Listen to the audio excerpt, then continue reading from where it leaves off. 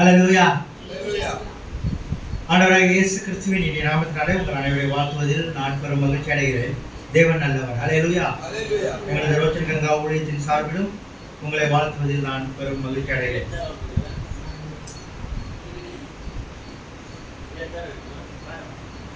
இன்றைக்கு நாம் ரோமர் 5ஆம் அதிகாரத்தை தியானத்துக்கு எடுத்துக்கொண்டுள்ளோம்.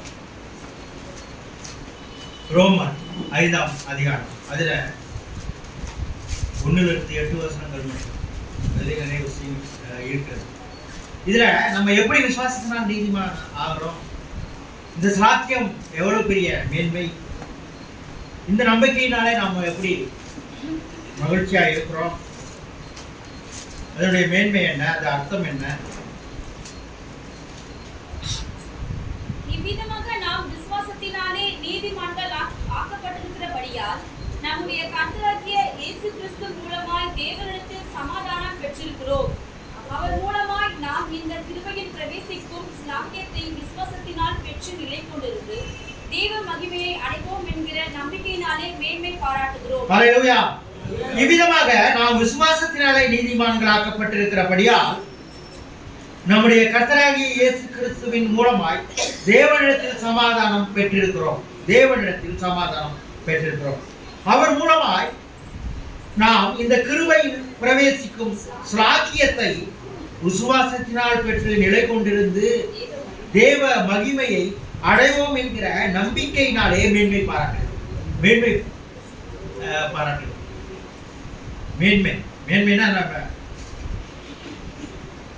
நம்ம ரொம்ப ப்ரௌடா இருக்கும். சொல்றோம்ல, அவ்வளவு சொத்துக்கள் இருக்கு, நான் மினிஸ்டருடைய பையன், எங்க அப்பா டிஸ்ட்ரிக்ட் கலெக்டர், இந்த மாதிரிலாம் அல்லது இங்கே கவுன்சிலர், அவர் ஸோ வருவதிலேயே கொஞ்சம் பெருமை பாராட்டுவாங்க சில பேர். அது உண்மையிலே மேன்மை பாராட்டுதல். அல்லேலூயா. இந்த விசுவாசத்தினாலே நீதிமானாக்கப்பட்டிருக்கிறபடியா, விசுவாசத்தினாலே இது ஒரு ஈஸி ஜாப் பாருங்க. எல்லா மக்களுக்கும் விசுவாசத்தினால, நீ பணம் கொடுத்தா தான் உங்களுக்கு ஸ்கூல்ல இடம் கிடைக்கும், பணம் கொடுத்தா தான் உங்களுக்கு வேலை கிடைக்கும், பணம் கொடுத்தா தான் வீடு கிடைக்கும், பணம் கொடுத்தா தான் கார் கிடைக்கும் அப்படிங்கிறதுனால தான் நம்ம இப்படி இருக்கோம். இல்லைன்னா நம்ம உடனே பென்ஸ் காரில் போய் உட்காந்துட மாட்டோம். உடனே ஓடி போய் பென்ஸ் காரில் தான் உட்காரும். ஆனால் இல்லைன்னா அவங்க போய் எம்ஏ ராமசாமி செட்டியாரை காலி பண்ணிட்டு அந்த வீட்டில் போய் இருப்போம். இல்லைன்னா ஏசி முத்தையா சேகர் வீட்டை காலி பண்ண சொல்லிட்டு நம்ம அங்கே போய் இருப்போம். ஓடி பிடிச்சி பஸ்ஸில், டவுன் பஸ்ஸில் மாதிரி பிடிச்சிக்கலாம்னு சொன்னோம்னா என்ன பண்ணுவோம், அவன் போய் பிடிச்சிக்கலாம். அல்லது வேகமாக போய் காத்திருந்து பிடிக்க நம்மனா இங்கிலீஷ் மீடியம் ஸ்கூலில் தான் நம்ம பிள்ளைகளை போய் சேர்ப்போம். இன்டர்நேஷனல் ஸ்கூல் எதிர்பார்ப்போம். எல்லாத்தையும் அங்கே செக் இங்கே இருக்குது, என்ன இருக்குது, பணம் இருக்கு, பணம் இருக்கு. பணத்தை வச்சு உலகத்தில் பணம் அதை வச்சதுனால தான் நம்ம இப்போ தரையில் பண்ணிட்டுருக்கோம். நம்மளை கார்பரேஷன் ஸ்கூலில் படிக்க வைக்கிறோம். நம்ம கார் இல்லாமல் இருக்கோம். கார் இருந்தாலும் பழைய காரு, இல்லைன்னா இருக்கிறதுலே எளிமையான காரு. இப்படியெல்லாம் இருக்கிற காரணம் என்ன, பணம் கொடுத்தா தான் எல்லாமே வச்சுருக்காங்க உலகத்தில். ஆனால் கடவுள் என்ன பண்ணாங்க, விசுவாசத்தினால் நீதிமானார்கள். அல்லேலூயா. இலவசமாய் அவருடைய கிருபையினாலே நீதிமான்களாக்கப்பட்டீர்கள். இலவசமாய், ஃப்ரீ கிஃப்ட். சில பேருக்கு ஃப்ரீ கிஃப்ட்னா அது லேசாக நினைச்சுவாங்க. சும்மா கொடுக்குறாங்க, இவ்வளோ கொடுக்குறாங்க, நல்லதா பொருளாக திடீர்னு ஃப்ரீயாக நிறைய கொடுத்தாங்கன்னு வச்சுங்க, இது நல்லதாக இருக்கும். சேலையே ஒரு நல்ல சேலையே கொஞ்சம் வசதியாக இருக்கும், 4 சேலையை கொடுத்துட்டாங்கன்னா என்னங்க இது நல்ல சேலையாக இருக்கா, நல்ல நூலில் கட்டியிருப்பாங்களா, சந்தேகம் நமக்கு வரும். இலவசனாலே ஒரு சந்தேகம் வரும். அது மாதிரி தான் நம்ம இங்கே இலவசமாக சொல்லுவாங்க, நம்ம ஜாலியாக எடுத்துக்கிட்டு இருக்கோம். அது ஒரு மேன்மையான விஷயம், அதை நாம் மேன்மை பாராட்டுகிறோம். We are proud to think about our salvation. God gave freely. It is a free gift, totally free. No eligibility, nothing, no money, no cost, nothing, but free. இலவசமாய். அல்லேலூயா. இலவசமாய் அவருடைய கிருபையினாலே நீதிமான்களாக்கப்பட்டிருக்கிறோம். இதை பத்தி என்ன சொல்றாரு மார்ட்டின் லூதர் சொல்றாரு, இந்த பகுதியிலேயே, இந்த புத்தகங்களே இந்த மாதிரி இந்த சொற்றொடருக்கு சமமான ஒரு சொற்றொடர் இருக்கிறதுக்கு வாய்ப்பு இல்லை. ஏன்னா அவ்வளவு வேரியபிள், அவ்வளவு கருத்து நிறைந்தது, அவ்வளவு உண்மையானது, அவ்வளவு மேன்மையானது. ஏன்னா இது தேவனிடத்தில் பேசக்கூடியது, தேவனிடத்தில் சேரக்கூடிய சாத்தியம். தேவனிடத்தில் வெறுமனே சும்மா பேசிட்டு யாராவது இங்கே ஒரு தாத்தாட்ட பேசிட்டு இருந்தா அவர்கிட்ட ஒண்ணுமே நடக்காது. அவர் பேசினா நம்மகிட்ட தான் பிடிக்கிறவாரு, இந்த காசெல்லாம் பிடிக்கிறவாரு. நம்மள சாப்பாடு வாங்கி தரலாம்னா ஒரு நாள் வாங்கி கொடுக்கலாம், 2வது நாள் 3வது நாள்னா தாத்தா வேலை செய்ய மாட்டேன், நீ ஒன்று எவ்வளோ வேலை இருக்கு, சும்மா வாட்ச்மேன் வேலை கூட போனால் கூட ஃப்ரீயாக சாப்பாடு கிடைக்கும் நம்ம அட்வைஸ் பண்ணிடுவோம். ஏன்னா அவர் நமக்கு பிரச்சனையாக இருக்காரு. நம்ம பிள்ளைகளுக்கு ஏதாவது வாங்கி போகலாம், சாக்லேட் வாங்கி போகலாம்னா அவர் எனக்கு சாப்பாடு கொடுக்குறாரு. ஒரு நாள் கொடுக்கலாம்னா இல்லைன்னா முடியாது. ஆனா இவர் அப்படி கிடையாது, எல்லாவற்றையும் நமக்கு தருகிறவர். அல்லேலூயா. தன் சொந்த குமாரனை அவர் கொடுத்தவர், மற்ற எல்லாவற்றையும் உங்களுக்கு அருளாது இருப்பது எப்படி? எப்படின்னா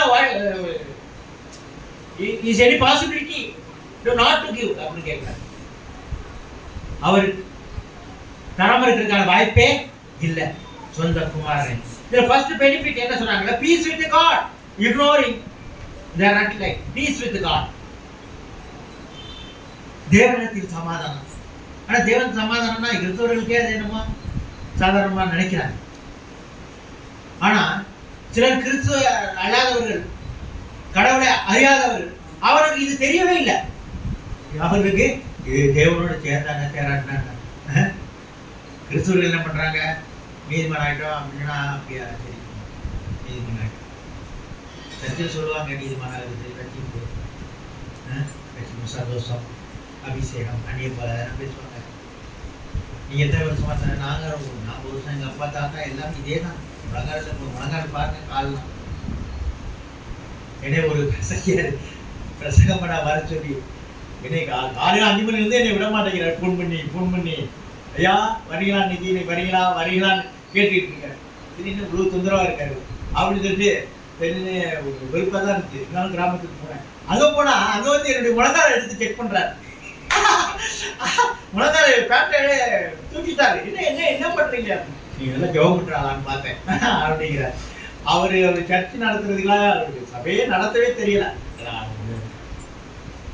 லைட் செட்டு அது எல்லாத்தையும் வச்சுக்கிட்டு போயிட்டுறாரு, அதை நோண்டுறாரு, அதை கூட்டுறாரு, அது குறைக்கிறாரு, சவுண்டு வருது.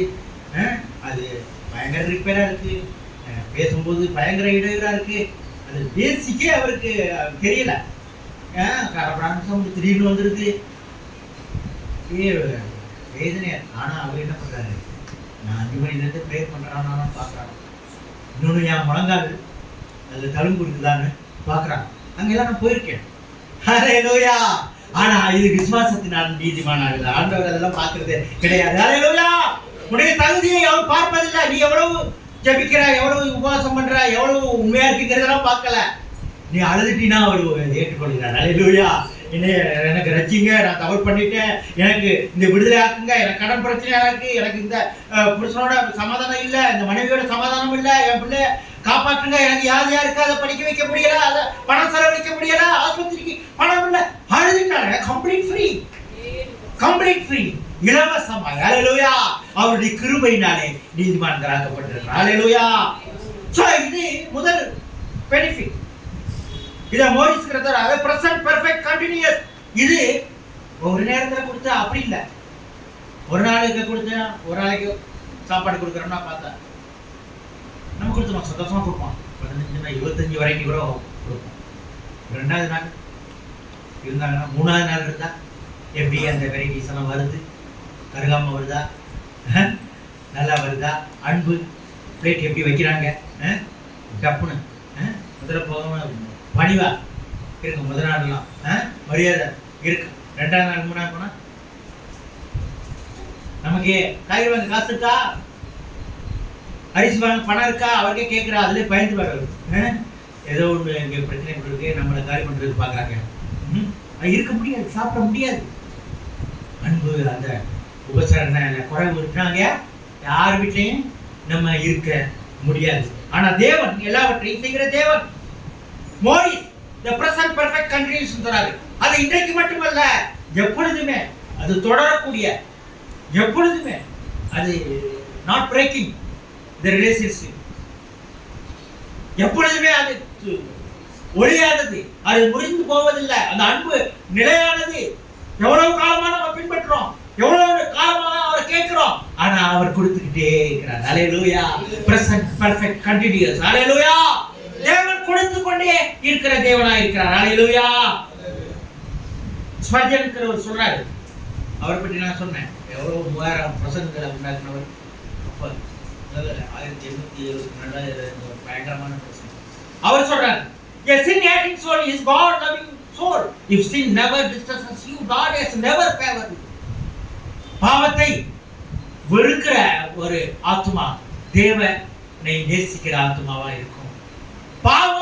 பாவத்தினால ஒரு பிரச்சனை நமக்கு வரலைன்னா தேவனுடைய அன்பு நமக்கு தெரிஞ்சிருக்காது. ஹல்லேலூயா. தேவனுடைய அன்பு புரியவே புரியாது. நான் நல்லா படிச்சு நல்லா இருக்கும்போது, எங்க அப்பா வெளிநாட்டில் இருக்கும்போது எனக்கு ஓரளவுக்கு வசதிகள் கிராமத்தில் உள்ள தேவைகள், அங்கே ஒரு சைக்கிள் வாங்கி கொடுத்தாலே அவள் வசதியானவங்க தான். சைக்கிளில் 8வது படிக்கும்போது சைக்கிளில் ஒரு புது சைக்கிள் வாங்கி கொடுத்தாங்கன்னா என்னைய இப்போ கூட என் கிளாஸ் மட்டும் சொன்னான், அப்போ நீங்கள் பிஎஸ்சி சைக்கிளில் போவீங்க, கோல்டில் வாட்ச் கட்டிட்டு போவீங்க, வெளிநாட்டில் இருந்து உங்கள் அப்பா அனுப்புறது கைலி இதெல்லாம் போட்டு குறைச்ச வேலை தான். இப்போ பார்த்தா தெரியுது, ஆனால் அப்பா எவ்வளோ மதிப்பு இருந்திருக்கு. இப்போ நானும் யோசிப்பேன், இப்போ பிஎஸ்சி சைக்கிள் படித்து அவன் வாத்தியார் மகன், ஆனால் அவன் இப்போ சொல்கிறான், அவன் இப்போ சொல்கிறான், இப்போ கிராமத்தில் தான் வளர்ந்தது, ஆனால் அவன் இப்போ அப்படி சொல்கிறான். பாயிண்ட். ஸோ ஸ்பர்ஜன் என்ன சொல்கிறான்னா, பாவத்தை வெறுக்கிற ஆத்மா கடவுளை நேசிக்கிற ஆத்மா. நமக்கு பிரச்சனை இருந்தா, பிரச்சனை பாவத்தினால ஏதாவது பிரச்சனை வரும்போது தான் தேவனுடைய அன்பு வெளிப்படும். அப்போ எனக்கு எல்லாமே கிடைக்கும் போது எனக்கு தேவை அன்பு தெரியல. அப்போ அங்கே ஒரு சகோதரி அந்த மாதிரி சூழ்நிலையில எனது மருத்துவ படிப்பு படித்த அந்த சகோதரி எனக்கு சொன்னாங்க.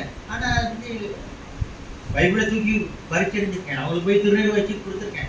எங்கள் அந்த பழைய பூர்வீக கோயில்களில் வைக்கிற பொங்கலை கொண்டு போய் அவங்களுடைய வாயிலே ஊட்டி விட்டுருக்கேன், திணிச்சிருக்கேன். நீ படிக்காதுன்னு சொல்லியிருக்கேன். அவங்களுக்கு ஒரு ஃபேமஸ் டாக்டர் காரைக்குள்ள, டாக்டர் மாதர்சி.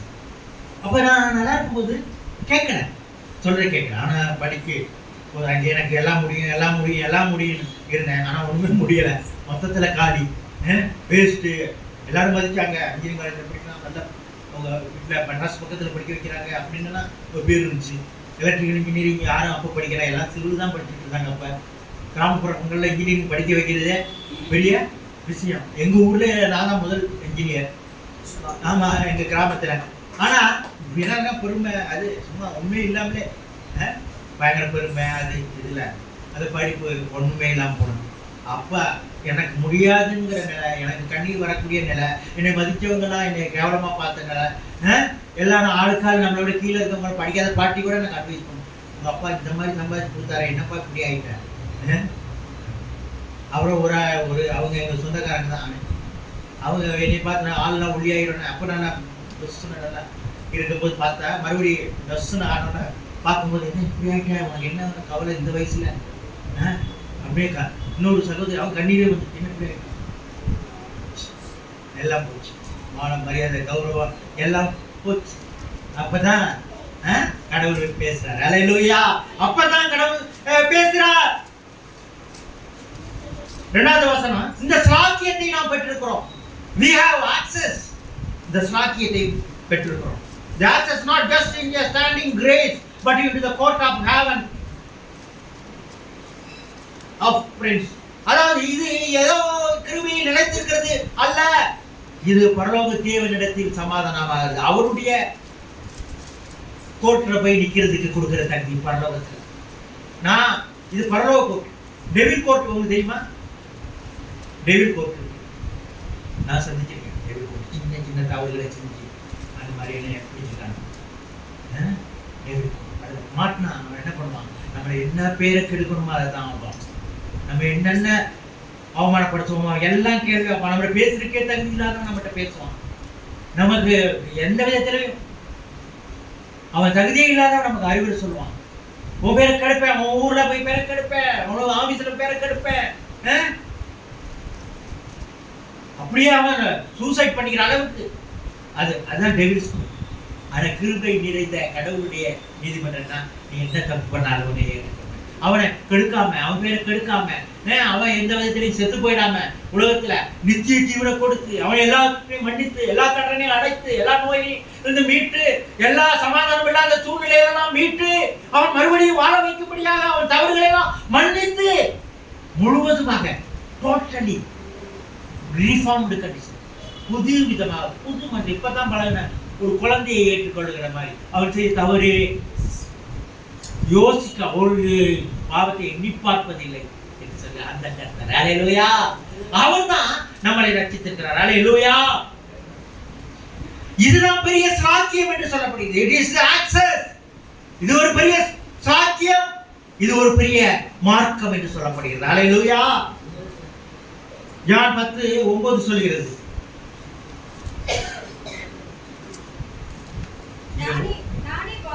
நானே வாசல்,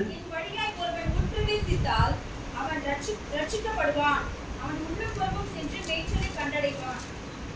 உள்ளும் புறமும் சென்று மேய்ச்சலை கண்டடைவான்.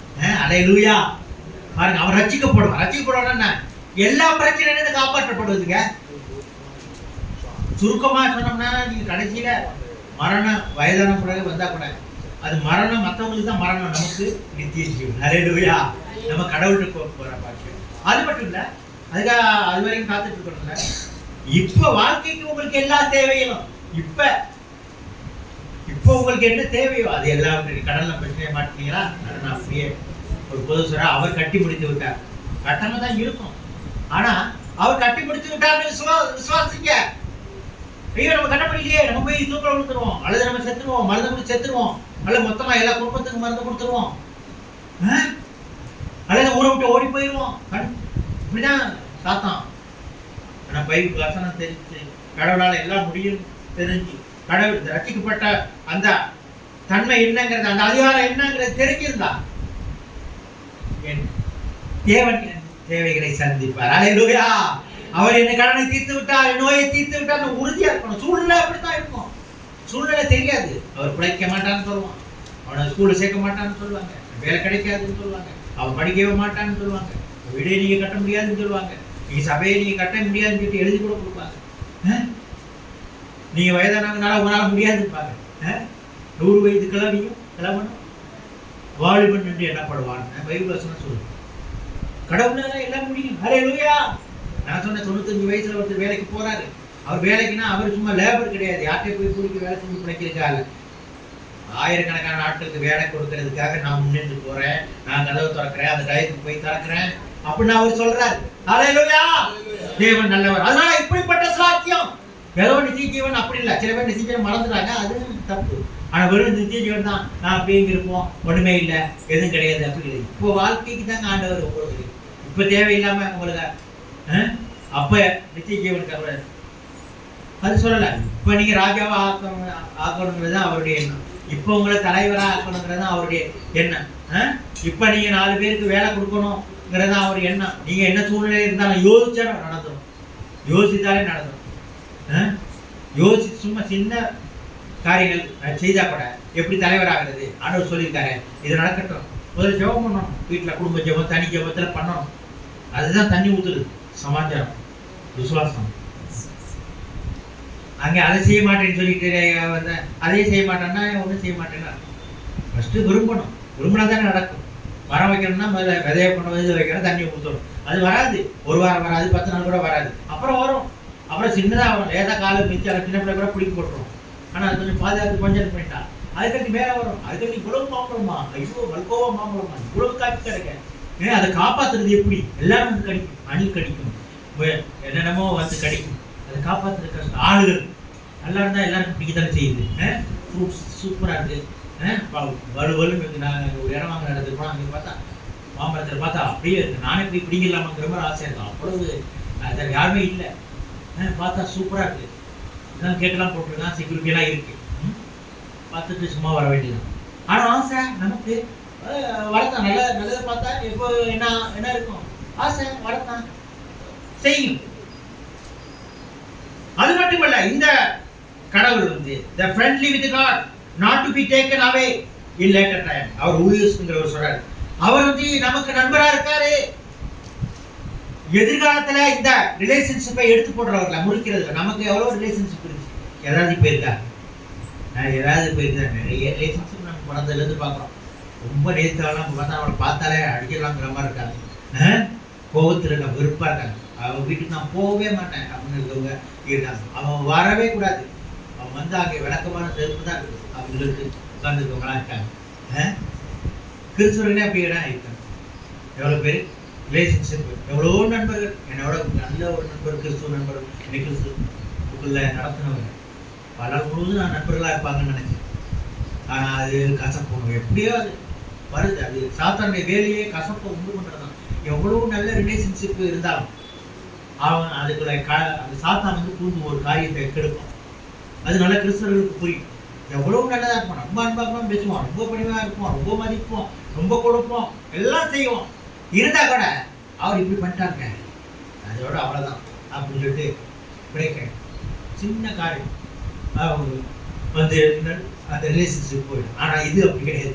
ரிலேஷன்ஷிப்பை பிரேக்கே பண்ண மாட்டாங்க. அது தொடர்கிற, அது தொடர்ந்து கொண்டே இருக்கிற, யாரும் முடிக்க முடியாத உலக சக்திக்கு, உலக சக்தியால் முடிக்க முடியாது. ஒருவேளை உங்களுக்கே தெரியும் இது நம்ம தப்பு, இவ்வளவு தப்பு பண்ண முரட்டாட்டம், இவ்வளவு பெரிய தப்பு பண்ணோம், இவ்வளவு கடவுளுக்கு எதிரான தவறு பண்ணோம், இவ்வளவு பிரசங்கம் பண்ணி இப்படி தவறு பண்ணோம், இவ்வளவு நாள் ஒளிஞ்சு இவ்வளவு தவறு பண்ணோம், இத்தனை நாள் சத்தியங்கள் கேட்டு சபைக்கு வந்தோம், இந்த தவறு பண்ணோம், இவர் அப்படி நடத்திக்க கூடாது.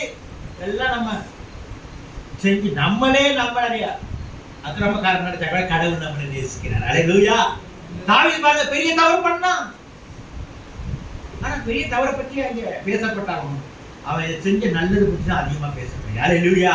அவன் இருதயத்துக்கு ஏற்றவன் சொல்லப்படுறான். அல்லேலூயா. மேன் ஆஃப்டர் காட் எவ்வளவு பெரியது. ஆனா அவன் பெரிய தவறு பண்ணிட்டான். ஆனா மேன் ஆஃப்டர் காட் பெரிய சபை கட்டுறதுனா எத்தனையோ லட்சம் கோடி டாலர்ஸ், அவ்வளவு தங்கம் வைடூரியங்கள் போகுதுன்னா அது அப்படி நிறைய அந்த மாதிரி காஸ்ட்லி அந்த கற்கள் இதெல்லாம் செய்யறது சும்மா இல்லைங்க. மண்ணு கல் இல்லை, சட்டி கட்டுறதுக்கு நம்ம மண்ணு கல் வாங்குறதுக்கு நமக்கு வாங்குறதுக்கு முடியல. வீடு கட்டுறதுக்கு ஒன்று செகண்ட் ஹேண்ட் ஜன்னல் கிடைக்குமா, பெரிய தகரத்தை வச்சு முடிச்சிடலாமா, இதை விட சீப்பாக எதாவது கிடைக்கும் நம்ம பார்க்க சட்டி கிட்டி வச்சு கிடைக்கலாமா அப்படின்னு அவன் பாருங்க எவ்வளவு தங்கம் வைடூரியம் சபை கட்டுறது. அவன் வீடு கட்டுறது இல்லை, சபை கட்டுறது. அந்த அளவுக்கு வைத்தான், அந்த அளவுக்கு தேவனை நேசிக்கிறான். தேவனே அவரிடத்திலிருந்து பேசுறாரு. இயேசுக்கு வருகிறதே அவர் மூலமா தான் சொல்றாரு. நான் என் புத்தக சுருளில் என் பேர் எழுதப்பட்டிருக்கு, நான் வருவேன் அப்படின்னு இயேசு கிறிஸ்து அவர் மூலமா பேசுறாரு. இயேசு கிறிஸ்து அறிவிக்கிறாரு உலகத்துல, நான் வர்றேன் அப்படிங்கிறது. அது தாவீது மூலமா தான். ஆனா அவன் பெரிய தப்பு, பெரிய பெரிய தப்பு பண்ணான். பைபிளுக்கு அத்தனை பேரும் ஆபிரகாம் வந்து எல்லாரும் தப்பு பண்ணாங்க. அவங்கள தான் நம்ம நேசிக்கணும். அதுக்கெல்லாம் நிறைய நேரம் இல்லை. மோசே கொலை பண்ணாங்க, ஆபிரகாம் மேல கிடையாது, இது ஏகப்பட்டாங்க. யாக்கோபு கிட்டத்தட்ட 4-5 ஒய்ஃப், அப்படியே ரன்னிங் ரேஸ் மாதிரி தான் வாழ்ந்துருக்காங்க. 2 ஒய்ஃபு, 2 மறுமனை ஆட்டிகள், குகுமன்ஸா இதை சொல்கிறாங்க. அது மாதிரி கிட்டத்தட்ட 10 பிள்ளையே 12 பிள்ளை, 12 ஆமாம் 12. அதில் எல்லாம் நம்ம யூதா கொடுத்துட்டு வரோம். ஸோ இப்படி எல்லாம் வம்சா வேண்டிய ஜோசப் மட்டும்தான் இது தப்பு பண்ணாத ஆளா தெரியுது. மற்ற எல்லாமே தவறு. பெரிய பெரிய கொலை, கற்பழிப்பு, அடுத்த மனைவி நேசிக்கிறது, இப்படி பெரிய பெரிய பிளண்டர் மிஸ்டேக், மருமகளோட தொடர்பு, இப்படி ஆளுங்க தான் அதில் இருக்கணும். அதில் வந்தவங்கலாம் ராகாப்ங்கிறது பாட்டி, அவர் வேசி, இயேசு கிறிஸ்துவோட பாட்டிங்கிறாங்க. இவங்க வழியாக தான் நம்ம வந்துட்டு இருக்கோம், புரியுங்களா? ராகாப்னா வேசின்னு சொல்லப்படுகிறது, அங்கிருந்து தான் வருது. அதனால இவங்க எல்லாம் நீங்கள் ஒதுக்கணும்னு சொன்னால் மொத்தமாக எல்லாத்தையும் ஒதுக்கிட்டு சும்மா இருக்க வேண்டியதான், யாருமே ஒதுக்க முடியாது. அதுக்காக பாவம் சரிங்கிற அர்த்தம் இல்லை. பாவம் இருக்கும், ஆண்டவர் மன்னிப்பார். நம்ம அதுக்கு தெரிஞ்சு வாழ முயற்சி பண்ணணும். வயதாக அந்த கடவுள் தன்மைக்கு அடைய நம்ம முதிர்ச்சி அடைய வேண்டும். அல்லேலூயா. அதனால இது பெரிய ஆக்சஸ். அது மாதிரி இந்த இதுல நம்பிக்கையினால மேன்மை பாராட்டுகிறோம். we are rejoice in hope, we are rejoice in hope. Newell சொல்றாரு, ஒரு செயின்ட் இருந்தாராம். ஒரு செயின்ட்னா இந்த மாதிரி ஒரு பிரீஸ்ட், அதாவது ஒரு ஆசாரியர், இந்த சபை நடத்துகிற ஆசாரியர், அவர் பலியிடுறாருன்னா இருந்தாங்களா. அவர் வந்து அவரை பற்றியே மற்றவங்க நினைச்சாங்க. அவர் வந்து ஸ்பெஷலி கான்சென்ட்ரேட்டட், ஸ்பெஷலி அவர் பரிசுத்தமாக்கப்பட்டவர், ரத்தத்தால் கழுவப்பட்டவர், அவர் ஒரு உயர் வகுப்பினர் மாதிரி சிறப்பாய் அழைக்கப்பட்டவர். நம்ம ஊர்லலாம் சில குரூப்பு இருக்காங்க, நாங்கள் மட்டும் தான் பூஜை பண்ணுவோம், நாங்கள் தான் கடவுளுக்கு பூஜை பண்ண முடியும், எங்கள் தான் கேட்பாரு, மற்றவன கேட்க மாட்டாரு, நாங்கள் மட்டும் அதுக்குன்னே பிறந்திருக்கோம், மற்றவனா ஒர்க்கர்ஸாக லேபராக தான் பிறந்திருக்காங்க. இப்படிலாம் சில ரூல்ஸில் சொல்லிட்டாங்க. அவனை மனநோயாளி, அம்பேத்கர் சொல்லியிருக்காரு மனநோயாளிகள். புரியுங்களா? அப்படி இருக்க முடியாது. இப்போ அவனை பார்த்து ஆச்சரியமா இருக்கு, அவன் சிந்தனைக்கும் ஆள் இருக்கிறதுக்கும் சம்மந்தம் இல்லாமல் இருக்கு, எல்லாமே வித்தியாசமா இருக்கு. அப்படி இல்லையே, நிலைமை பார்த்தா அப்படி இல்லை. பெரிய பெரிய இன்டெலிஜென்ட் டாக்டர் அம்பேத்கர் மாதிரி படித்தவன் உலகத்துல இதுவரைக்கும் இல்லை. அந்த அளவுக்கு ஐசக் நியூட்டனை விட அந்த அவருக்குள்ள இன்டெலிஜென்ட்னா அந்த அளவுக்கு படிச்சவரான். பா சிதம்பரமே சொல்லுது, பா சிதம்பரம் அமெரிக்காவில் வெளிநாட்டில் தான் போய் படித்தவர்.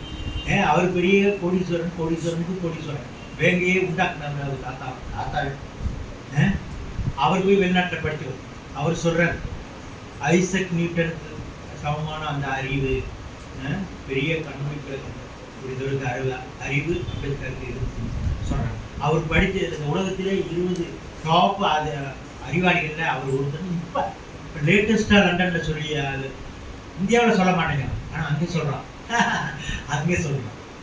புரியுதுங்களா? அவன் நியாயத்தை பார்க்குறான், இவன் வந்து நியாயத்தை மறைக்கிறான், அவன் நியாயத்தை வெளிப்படுத்துகிறான், இவன் நியாயத்தை தேர் ஹைட் ட்ரூத். ஸோ இது அதனால நம்ம நினைக்கிற மாதிரி கிடையவே கிடையாது, கடவுள் வேற மாதிரி. அல்லேலூயா. ஸோ நம்பிக்கையினாலே நாம் மேன்மை பாராட்டுகிறோம். அந்த சைட் அதை பற்றி சொன்னேன். அப்போ அவரை வந்து கான்சிக்ரேட்டட் அப்படிலாம் சொன்னாங்கல்ல, ஆனால் அது உண்மை இல்லை. அவர்களும் விசேஷ மனிதர்களாம் கிடையாது. அவர் நம்மள மாதிரி பூவை சின்னர் இருக்கிற சின்னர்லே பாவியிலே மோசமான பாவி.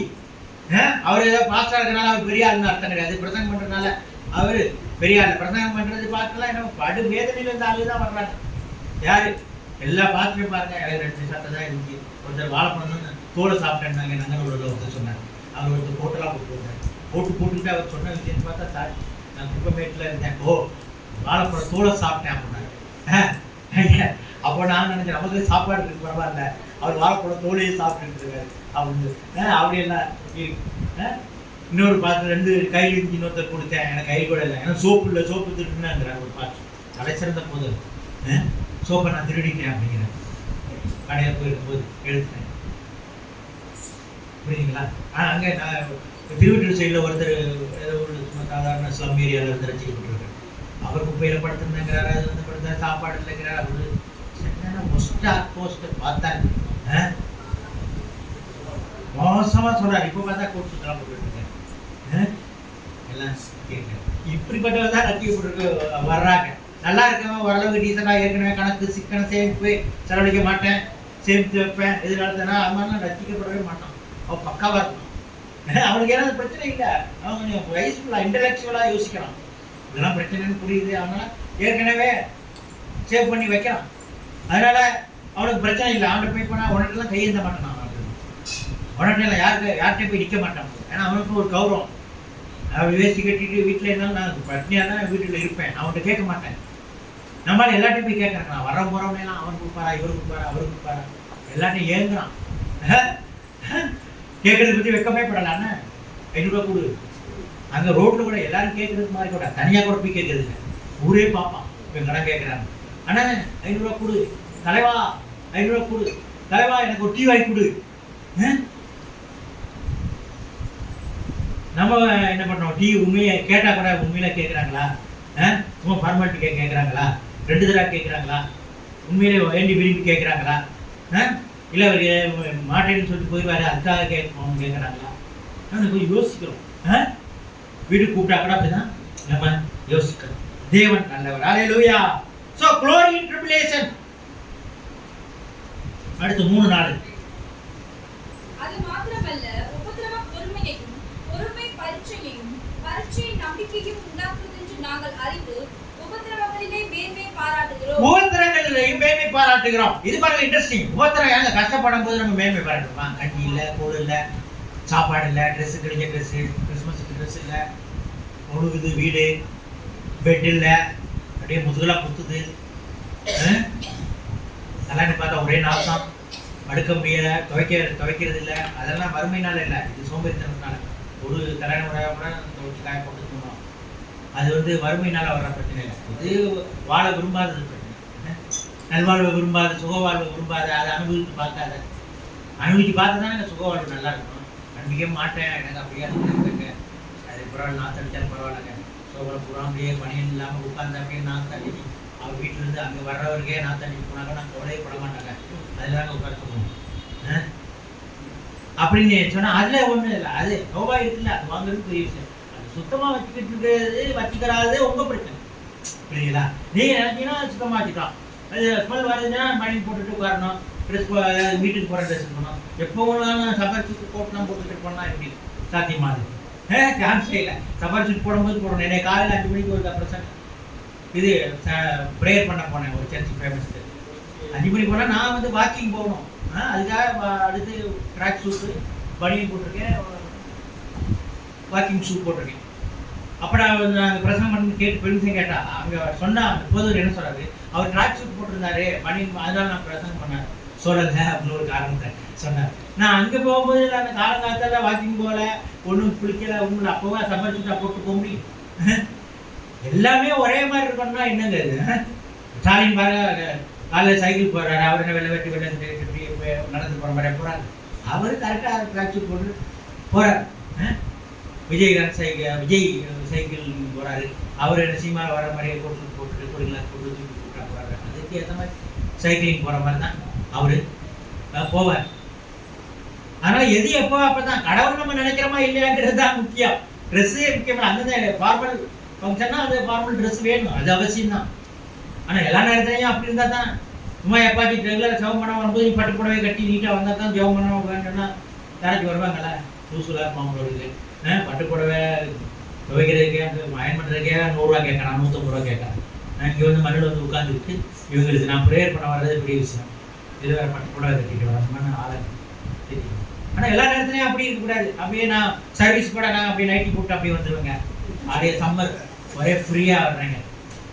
இல்லை ஷார்ட்ஸு அப்படி போட்டு வர்றேங்க. அல்லது இப்போ ஒரு டவல் மட்டும் போட்டுட்டு சட்டையை கட்டி போட்டு வந்துடுறேங்க. ஒரே பிஜில் யாருங்க இருக்குது?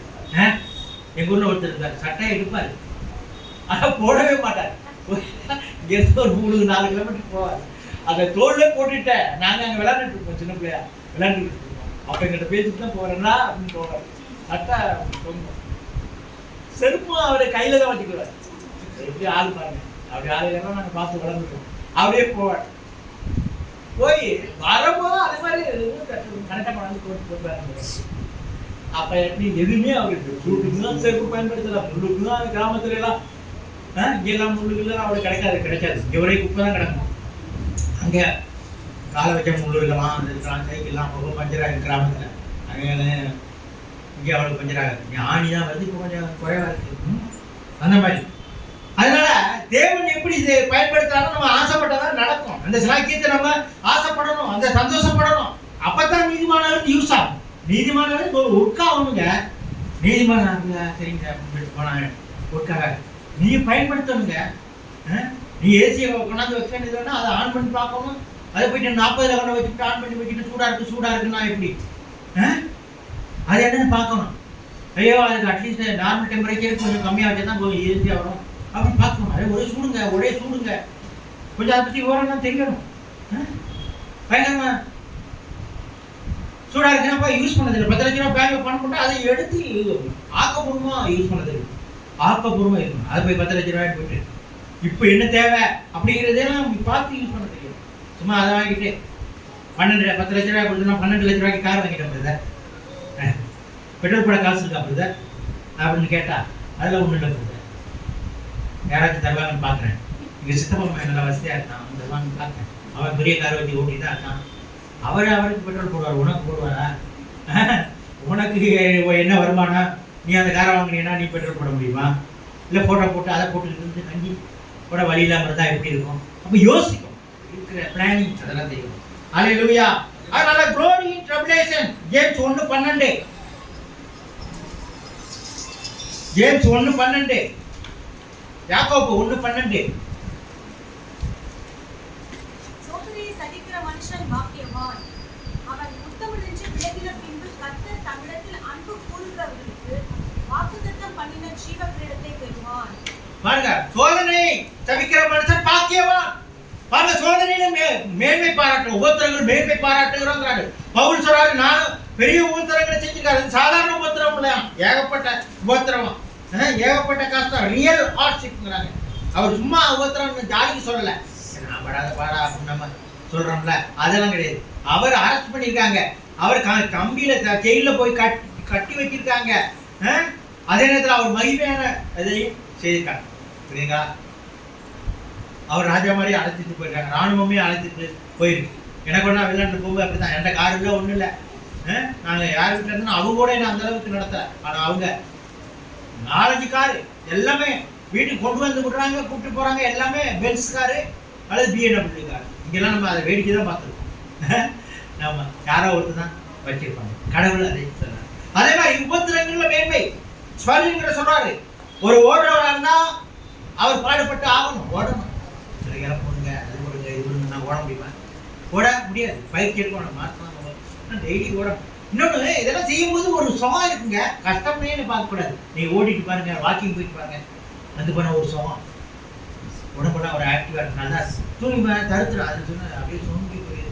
காலையில் தூக்கம், 2 இட்லி சாப்பிட்டா மறுபடியும் உடனே தூக்கம். ஏன்னா ஏற்கனவே ஒன்றுமே கலோரி வேலையை செய்யலை, அது தூக்கத்துக்கு ரெடியாக இருக்குது. அவர் 2 இட்லி போயிடுறேன்னா அதை டைஜஸ்ட் பண்ண ஒன்று தான், அது ரொம்ப தூக்கம். ஆனால் அதே நேரத்தில் ஓடுங்க, ஆடுங்க, வாக்கிங் போங்க, வாங்க, நம்ம ஆக்டிவாக. படிக்கிறது கூட நல்லா விளையாண்டு வந்து படி, மூளை நல்லா வேலை செய்யும். சும்மா தூங்கிட்டே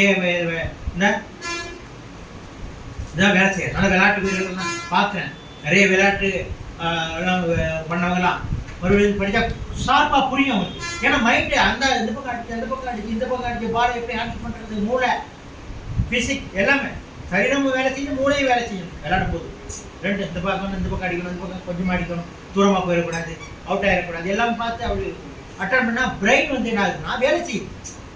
ஆட்டோமேட்டிக்காக சும்மா உட்காந்துட்டு தான் ஒன்றுமே வேலை செய்யாது. மேல்கூரை இடிஞ்சு விழுந்தால் தான் வேலை செய்யும், அதுக்கு பிறகு வேலை செய்யும்.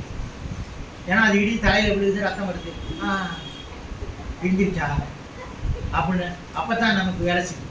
மற்ற அப்படி இருந்துக்கிட்டு இங்கே தான் இருக்கேன், அவர் இங்கே இருந்துட்டு அங்கே எங்கேயாச்சும் வச்சுட்டு இருப்பாரு. ஏங்க உங்களுக்கு தான் அப்படின்னா அவர் அங்கே போயிடுவார், எங்கேயாச்சும் ஒரு ஊருக்கு போயிடுவார். அவர் பாட்டி பிறந்த ஊரை பற்றி நமக்கு இருப்பார். அங்கே போனால் சின்ன பிள்ளைங்க அதே இப்போ யோசிக்கிறீங்க, இவ்வளோ நேரம் கத்திக்கிட்டு இருக்கேன், நீங்கள் பாட்டுக்கு ஆளுங்க. ஏன்னா மூளை எதையோ ஒன்று பிரெயினாக. ஆனால் பால் வரும்போது அதையும் மட்டும்தான் யோசிக்கணும். அதை விட்டுட்டு நான் அப்படியே வீட்டில் காஃபி இன்னைக்கு வந்து பூரி செய்யறது நான் யோசிச்சுட்டு இருந்தேன்னு வச்சுக்கிறீங்க, பாலை விட்டுருவோம். ஸோ கான்சன்ட்ரேஷன் அந்த இதை மட்டும் தான் யோசிக்கணும். அடிக்கணும், அதை அடிக்கணும், அதை பேஸ் பண்ணணும், இப்படி அடிக்கணும், அடிக்கணும், எப்படி அடிக்கணும். ஃபுட்பால்னா வாலிபால்னா அந்த கரெக்டாக போய் அந்த பேஸ்கெட்டில் போடணும், பேஸ்கெட் பால்னா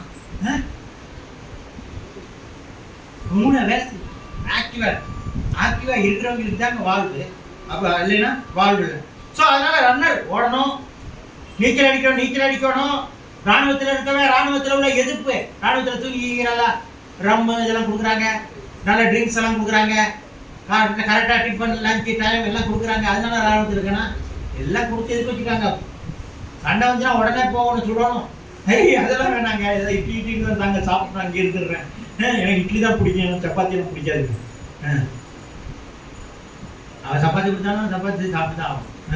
அவன் என்ன அவங்க ஊரில் என்ன சாப்பிடணுமா அதை சாப்பிட்டு தான் ஆகணும். ஸோ அதுக்கு ரெடியாகணும். அதே மாதிரி நமக்கு கிறிஸ்தவ வாழ்க்கைன்னா not tribulation worker patience, no true but wonderful alteration Holy Spirit. இன்னொன்று tribulation will make more weak அப்படிங்கிறது சொல்றது. இன்னொன்று God uses tribulation God carefully.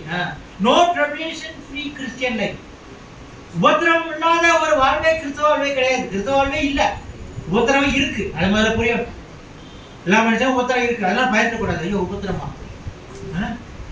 ஆண்டவர் சொல்றபடி கேட்டா உபத்திரம் தான் மாறி. புரியுங்களா? ஒரு சிங்க கெவியில கொண்டு போட்டாலும் அதை வந்து காப்பாற்றுவார். நமக்கு வந்து எப்பவும் சொகுசாப்பி வாழ்க்கை அப்படியே இருக்காது, உபத்திரம் வரும். சும்மா நல்ல கிறிஸ்தவனா இருந்தாலே சும்மாவே குறை சொல்லுவாங்க, சும்மாவே பக்கத்துல இருக்க சண்டை போடுவாங்க. சின்ன ஒரு தவறு பண்ணா கூட அது உதாரணமாக மொத்தமா ஐயா சொன்னார்ல, கொஞ்சம் சாப்பிட்டு 3 பேர் கைட்டு போட்டாங்க. இப்படிதான் கூட்டம் போடுவான். ஆனா அங்க போயிடும், ஐயா பார்த்து சரி போயிட்டு வாங்கன்னு சொல்லிட்டாங்க. ஒண்ணுமே இல்லை. புரியுங்களா? உபத்திரம் வரும். ஆனா போனது ஒண்ணு கர்த்தர் அப்படியே பார்த்துக்கிறார். அல்லேலூயா. நம்ம கூட வரும். அப்படின்னா நம்ம நல்ல கிறிஸ்டியன்கிற அர்த்தம். உபத்திரம் இல்லைன்னா அப்படி கிடையாது. உபத்திரம் வரும். நமக்கு 4 பேர் சாத்தானுடைய ஆளுகளே இருக்கான். புரியுதுங்களா? நம்ம எப்படி கிறிஸ்துவம் சாத்தானுடைய ஆளுகளே இருப்போம். இப்போ ஆஃபீஸ்ல எல்லாம் எனக்கு ஒரு இருக்காரு, அப்படியே சாத்தானுடைய ஆளாகவே இருக்காரு. சண்டை போடுவாரு, என் வேலையை செய்ய முடியாது, கெடுப்பாரு. அவர் பொசிஷனுக்கு அது செய்யவே கூடாது, அது செய்யக்கூடாத காரியங்களெல்லாம் செய்வார். அவருக்கே அது பேர் கெடுங்கிறது தெரிஞ்சா கூட அதை அவர் செய்வார். இப்போ இங்கே இருந்துட்டு இதெல்லாம் போட்டு உடச்சி தள்ளி அப்படி பண்ணனா எப்படி இருக்கும்? அப்போ எனக்கே தெரியும் தப்பு அப்படின்னு. அப்போ தப்புன்னு தெரிஞ்சு நான் அப்படி செய்யணும்னா எப்படி இருக்கும்? அப்போ என்ன ஈவில் ப்ரோசஸ் நமக்கு எதிராக அப்படி வரும், பிரச்சனைகள் வரும். அப்படின்னா வந்தாலே நம்ம நல்ல கிறிஸ்தவம் தான் அர்த்தம். அதுக்காக பயந்துடக்கூடாது. வேதனை வரும், கஷ்டம் வரும், துன்பம் வரும். அதுக்கு ஒரே தீர்வு ஜெபம் தான். ஹல்லேலூயா. ஒரே தீர்வு ஆண்டவர் மேல் நம்பிக்கை வைக்கிறதா, ஒரே தீர்வு மறுபடி உபவாச ஜெபம் பண்றதா, ஒரே தீர்வு ஆண்டவரை விசுவாசிக்கிறதா, ஆண்டவரை வணங்குவதா. ஆண்டவரத்தை புலப்படுது கிடையாது. ஐயோ அவ்வளவுதான் நாளைக்கு வரலாம், என்ன ஒன்றும் தெரியல, பெட்டிக்கல் படிக்கலாம் எடுத்துருவான், உங்களோட அரிசி கதை எடுத்துட்டு போயிடுவான். ஐயோ நல்லா ஒன்னே ஒன்று வச்சு நல்லா கூட எடுத்து பயப்படாதுங்க.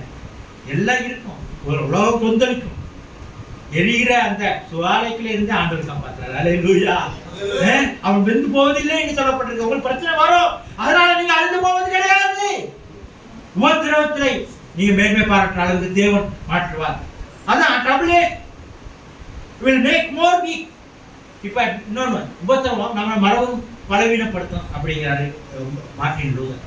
எதுல பலவீனப்படுத்தும்? நம்ம ஒரு பிரச்சனை வந்துன்னா நம்ம பிரச்சனை குழந்தை உடம்பு சரியில்லைன்னா நமக்கு என்ன, நம்மளை உபத்திரத்தை மேன்மைப்படுத்துமா? ஐயோ குழந்தை இதா இருக்கு, ஐயோ வேதனையா இருக்கு. நமக்கு இருந்தால் கூட ஏதோ ஒன்று மேனேஜ் பண்ணுவோம். பிள்ளைகள்லாம் இன்னும் நமக்கு வேதனை அதிகமாக இருக்கும், பயங்கர மோசமாக இருக்கும். அதோட அது செய்ய முடியல, நமக்கு பணம் இல்லை, இன்னும் நம்ம அது கவலை அதிகமாக இருக்கும். அதனால நம்மளை பலவீனமாக்கும்னு சொல்றாரு அவர். என்ன பலவீனமாக்கும்? ஆவிக்குரிய வாழ்க்கையில பலவீனமாக்கும். ஐயோ கடவுள் இப்படி பின்பற்றோம், நம்ம பிள்ளையை காப்பாற்ற முடியலையே, நம்ம பிள்ளையை படிக்க வைக்க முடியலையே, நம்ம பிள்ளையை கல்யாணம் பண்ணி வைக்க முடியலையே, இந்த மாதிரி பலவீனம். நான் அப்பெல்லாம் வந்துட்டு இருக்கேனே, இந்த போய் கேட்டான், ஒரு சைக்கிள் கேட்டதுக்கு வாங்கி கொடுக்க முடியலையே, இது பலவீனமாக்குங்கிறார். ஸ்பர்ஜன் சொல்றாரு, revelation work of patience, no true but wonderful arbitration Holy Spirit if child lost by parents. அதாவது என்ன சொல்றாங்க? உபத்திரவம் வந்தா பொறுமை இதெல்லாம் வரும்னு சொல்றாங்க. ஆனா உண்மையில அது கிடையாது. அது உண்மை கிடையாது. அது வரா நமக்கு பிரச்சனை, நம்ம கடவுளை விட்டு பிரிஞ்சு போகலாங்கிற மாதிரி தான் பிரச்சனை இருக்கும். மனசு அப்படிதான் இருக்கும். நமக்கான பிரச்சனை இருக்காது, அது துன்பம் இருக்க உடனே கடவுளை நம்ம சோத்திரம் சொல்லுவோமா? உண்மையிலே ப்ராக்டிக்கல் டிஃபிகல்ட்டிஸ் இருக்குது. கரெக்டாக இன்றைக்கி சாப்பாடு இல்லை, ஃபீஸ் கட்ட முடியலை, ஸ்கூல் ஃபீஸு கட்ட முடியாது, நல்லா பிள்ளை அனுப்பிட போனான், ஆஸ்பத்திரி டெலிவரி பணம் இல்லை, ஆஸ்பத்திரிக்காக கட்ட முடியலை, தூக்கிட்டு போக சொல்கிறான், எந்த நேரத்துக்கு டெலிவரி ஆகிடும். அந்த மாதிரி அப்படின்னா நம்ம சோத்திரம் சொல்லுவோமா? நம்ம ஊத்தரத்தில் மேன்மை பாராட்டுகிறோம், கத்திரிக்கு அலையிலையா சோத்திரம் அப்படின்னா அது இருக்கிற ரோட்டில் போகிற கூட அடிச்சிடும். என்னையும் லூஸாக இருக்கும் உங்களுக்கு ஒரே நாங்கள் இதாக இருக்கா, அது பணம் கட்ட முடியல, சோத்திரம் சொல்கிறான், அல்லையா? அது உண்மை இல்லை அப்படிங்கிறாரு. ஒரு சைல்டு லாஸ், ஒரு குழந்தை நோயினால் காப்பாற்ற முடியலன்னா சொல்லுவோமா? கிடையவே கிடையாது. ஆனால் அதுக்கு மத்தியில் ஆண்டவர் விசுவாசியா இருந்தா, உண்மையில நீங்க விசுவாசத்திலே இருந்தா கர்த்தர் உங்களை மேன்மைப்படுத்துவார். கர்த்தர் அந்த பிரச்சனையை ஹேண்டில் பண்ணுவார். கர்த்தர் உங்களுடைய அந்த குணாதிசயங்களை மாற்றுவாரு. உங்களுக்கு மேலான குணங்களை தருவாரு. மேலான விசுவாசத்தை அவருக்கு தருவாரு. மேலான விசுவாசத்தை அவரு தருவாரு. அந்த விசுவாசத்தை தான் அந்த பிரச்சனையிலிருந்து விடுதலையாக்கிடுவாரு. தேவன் அதை செய்வார். தேவன் உங்களை உயர்த்துவார். தேவன் பிரச்சனையிலிருந்து விடுதலையாக்குவார். தேவன் அந்த கடன் பிரச்சனையிலிருந்து விடுதலையாக்குவார். தேவன் அந்த நோயிலிருந்து விடுதலையாக்குவார். தேவன் அந்த வேலை வாய்ப்பை உருவாக்குவார். எது முடியாதுன்னு சொன்னீங்களோ அது முடியும், அது நடக்கும். தேவன் அதை செய்வார். நீங்க ஆனா பலவீனமா இருப்பீங்க, ஆனா தேவன் செய்வார். ஆனா அதுக்கு நம்ம கொஞ்சம் தேவனோட இருக்கணும். பிரச்சனை வந்தாலும் தேவனோட இருக்கணும். ஹல்லேலூயா. அடுத்து சொல்றாங்க golden chain of growth, pattern of Jesus. இயேசு கிறிஸ்து எப்படி அவருக்கு பிரச்சனை எல்லாம் வந்துச்சு, ஆனா அவர் எப்படி மேற்கொண்டார்? அவர் பிதாவை என்னிடத்திலிருந்து அவர் எப்பவும் அவர் தனியா இருக்க விடுவதில்லைன்னு தான் சொன்னார்.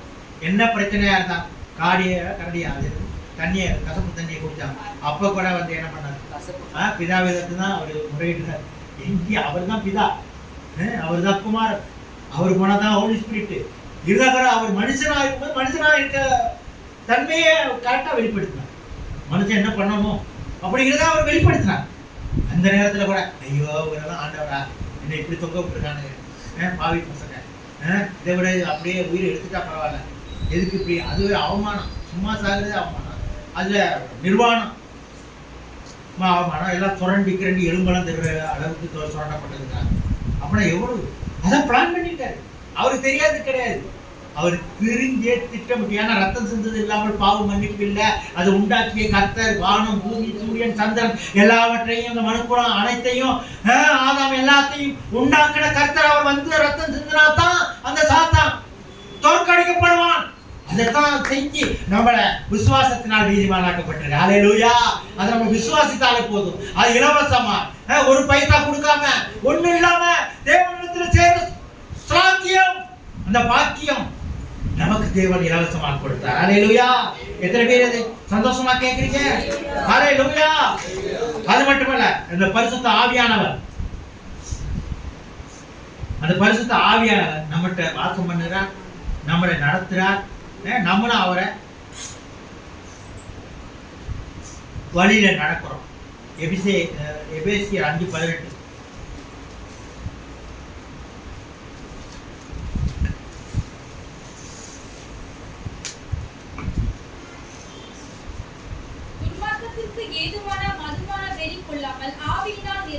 ஆவியினால் நிறைந்து. சூப்பர். நம்ம ஆவியினால் நிறைந்து. ஹல்லேலூயா. அதுக்கடுத்து மாம்சத்தில் நடவாமல், ரோமர் 8:4-5. மாம்சத்தின்படி நடவாமல் ஆவியின்படி நடக்கிற நம்மிடத்தில் நியாயப்பிரமாணத்தின் நீதி நிறைவேறும்படிக்கே அப்படி செய்ய. மாம்சத்தின்படி நடவாமல் ஆண்டவர் சொல்றபடி நடக்கிறது. அது மாதிரி ரோமர் 8:9. தேவ ஆவி நம்மள வாசமா இருக்கு. தேவனுடைய ஆவி உங்களில் வாசமாக இருந்தால் பாருங்க, தேவன் ஆவி நம்மள வாசமா இருக்கு. தேவன் ஆவியில நாம நிறைந்திருக்கிறோம். தேவனுடைய ஆவியின்படி நம்ம நடக்கிறோம், மாம்சத்தில் நடக்காமல் தேவனுடைய ஆவியின்படி நடக்கிறோம். அப்ப தேவனுடைய சத்தியத்தின்படி நம்ம நடக்கிறோம். நமக்கு பிரச்சனை வரும், கஷ்டம் வரும், வேதனை வரும், துன்பம் வரும், அவ்வளவுதான்ங்கிற மாதிரி முடிஞ்சு போனது இருக்கும். சூழ்நிலை பார்த்தா ஒண்ணு நடக்காதுங்கிறது இருக்கும். ஆனா கிறிஸ்தவர்கள் இந்த சத்தியத்தின்படி நடக்கிறோம். ஏன்னா தேவ ஆவி நம்மகிட்ட இருக்காரு. தேவன் ஆவினால் நாம் நிறைந்திருக்கிறோம். மாம்சத்தின்படி மைண்ட், நம்மளுடைய ஃப்ளஷ்ஃபுல் திங்கிங், நம்மளுடைய உலக சூழ்நிலை, இந்த பணம் தான் கட்டலாம், பணம் இல்லைன்னா கட்டல அப்படின்னு சொல்லிட்டு இருப்போம். பணம் இருந்தால் அந்த பிள்ளைல ஸ்கூலில் சேர்ப்போம், இல்லைன்னா இல்லை. அப்படின்னு மாம்சத்தின்படி எனக்கு ரொம்ப பலவீனமாக இருக்குது, என்னால் முடியாது, அதனால் இது நடக்க முடியாது, கிடையாது. சத்தியத்தை இந்த போய் 100 வயது கிழவனும் 4 வயது வரைக்கும் அந்த வசனத்தை போய் கேட்டு நீங்கள் நடக்க நல்லா நடந்துருக்கீங்க. அந்த வசனம் சொல்லுது, நடக்கிறேன். அது மாதிரி இல்லாத வகையில் இருக்கிறது கூட அழைக்கிற தேவன். கஞ்சி கூழ் எது இல்லாட்டாலும் இருக்கும். சார்ஜ் முள்ளர் எப்படி ஜெபம் பண்ணார் அது மாதிரி. ஆனால் அது எப்பவுமே அதை பண்ணிட்டு இருக்கக்கூடாது. ரசிக்கப்பட்டு 40 வருஷம் அப்படி இல்லை, மற்றவங்க கொடுக்குறவங்களாம் மாறும். ஆண்டவர் சொல்லிருக்காரு, நீ ரசிக்கப்பட்ட அன்னைக்கே எல்லாம் இதில் உள்ளதெல்லாம் உங்களுக்கு ரைட்ஸ், உங்களுடைய உரிமை, உங்கள் சொத்து பார்த்தா. ரசிக்கப்பட்ட அன்னைக்கே நீங்கள் ஏற்றுக்கிறத ஏற்றுக்கொண்ட அன்றைக்கே இதுக்கு உரிமை. அது கழிச்சு 40 வருஷம் கழிச்சு பார்த்தா கூட நான் மற்றவங்க காத்து, நான் ஒரு ஆளுக்கு 10 பைசா கொடுத்தது இல்லைங்க, இருந்தால் தானே கொடுப்பேன், எனக்கு கையில் நான் பாவமாக செய்யறேன் அப்படின்னு ஒரு பெருமையாக சொல்கிறது. அப்போ 40 வருஷம் என்ன பண்ணோம், 50 வருஷம் என்ன பண்ணோம்? எல்லா பெரிய படிச்சிருந்தது தான் பணக்காரன் ஆகணும்னு சொல்லலை. அல்லது பெரிய தொழில் செய்தால்னா சின்ன தொழிலேருந்து ஆரம்பித்து பெரிய ஆளுலாம் இருக்காங்க. சின்ன 7 பேர் இந்த சமயம் தான் 50,000 ஆயிருக்கு. சின்ன இட்லி கடை தான் பெரிய முதலாளிகளாக மாறிருக்காங்க. பேனா வித்தவங்க தான் பெரிய ரிலையன்ஸ் ரெண்டுலாம் மாற்றிருக்காங்க. இந்த சினிமா சிவாஜி கணேசன் நேற்று ஒரு கிளிப்ஸ் பார்த்தேன். அவர் சொல்கிறார், அவரே பேசுகிறார், 75 வயசுல பேசுகிறார். அவர் ஆக்சுவலாக சினிமா நடிகருக்கு வீட்டில் ஒரே கடன், அவங்க அப்பாவை அரெஸ்ட் பண்ணிட்டாங்க. ஏதோ ஒரு அந்த காலத்தில் உள்ள இந்த தியாகி அது மாதிரி பிரச்சனை அரெஸ்ட் பண்ணிட்டோன்னா வீட்டில் சாப்பாடு பிரச்சனைலாம் அதிகமாகிட்டான். அதனால அவர் என்ன பண்ணார், நாடக கம்பெனியில் போய் அம்மா அப்பா யாருமே இல்லைன்னா அனாதைன்னு சொல்லிட்டு போய் அதில் சேர்ந்தாராம். எப்படி பாருங்க, அனாதைன்னு சேர்ந்து இவங்க 4 தேடம் எங்கேயோ போயிட்டா செத்தே போயிட்டான்னு நினைச்சிட்டாங்க வீட்டில். அதில் கற்றுக்கிட்டு அவர் எவ்வளோ பெரிய தலைச்சிறந்த நடிகர்னு பேர் வாங்கி, எவ்வளோ கொஞ்சம் படிப்பு படித்தவர், தமிழ் உச்சரிப்பு, நடிப்பு, இன்னமும் அவரை சொல்லாமல் நடிக்கிறதை பற்றி பேசினா அவர் தான் நடிப்பு அவ்வளோ அவுட்ஸ்டாண்டிங். அப்படி தான் எல்லாம் வந்திருக்காங்க. ஹல்லேலூயா. முன்னேறவங்கலாம் அப்படி தான் முன்னேறாங்க, எல்லாமே முன்னேறாங்க. நம்ம மட்டும் சும்மா உட்காந்துட்டு காரியம் நடக்கும் அப்படின்னு பார்க்கணும். அது மட்டும் இல்லை, 6-8 வரைக்கும் வாசிங்க. அன்றையும் நாம் பலனற்றவர்களாய் இருக்கும் போதே குறித்த காலத்தில் கிறிஸ்து அக்கிரமக்காரருக்காக மரித்தார். குறித்த காலத்தில் கிறிஸ்து பாருங்க, கரெக்டா எல்லாம் உலகம் ஆரம்பிச்சு ஆகாம படைக்கிறோம் வந்து மறிக்கல, உடனே ஆபிரகாம் வந்துடும் உடனே மறிக்கல, அல்லது யாக்கோபு 7-9 பிள்ளைகளை பத்திட்டு இருக்கும்போது உடனே காலி பண்ணிடுன்னு சொல்லிட்டு கொஞ்சமா ஸ்ட்ரென்த் எல்லாம் எண்ணிக்கை கம்மியா இருக்கும்போது ஒன்று மறுக்கிற. குறித்த காலத்துல உலகம் எல்லாம் டெவலப் ஆயிடுச்சு, எல்லாம் எஜுகேஷன்லாம் ஆரம்பிச்சிருச்சு, எழுத படிக்கலாம் ஆரம்பிச்சுட்டாங்க, ரோடெல்லாம் போட்டாங்க, சுவிசேஷம் எல்லா இடத்துக்கும் போகும், கவர்மெண்ட் எல்லாம் ஃபார்ம் ஆயிடுச்சு, எல்லாமே உலகம் இருக்குது, ஃபார்ம் ஆயிடுச்சு. அப்பதான் வந்தார். உடனே அவர் நினைச்சா ஆதாம் தப்பு பண்ணியா உடனே அழிச்சிடறேன் அப்படின்னு சொல்லிட்டு அப்போ வந்தாரா? கிடையாது. ஒரு குறித்த காலம் அவர் ஒரு குறித்த காலத்தில் அவர் வந்தாருன்னு சொல்ல முடியாது. அதுக்கு பிளான் பண்றாரு. இப்போ வந்தாதான் சரியா வரும்னு சொல்லிட்டு பிளான் பண்றாரு. ரோடு போகணும், மக்களுக்கு சுவிசேஷத்தை அறிவி, உலகம் முழுவதும் சேர்ந்து சுவிசேஷத்தை அறிவிங்கன்னு சொன்னாரு.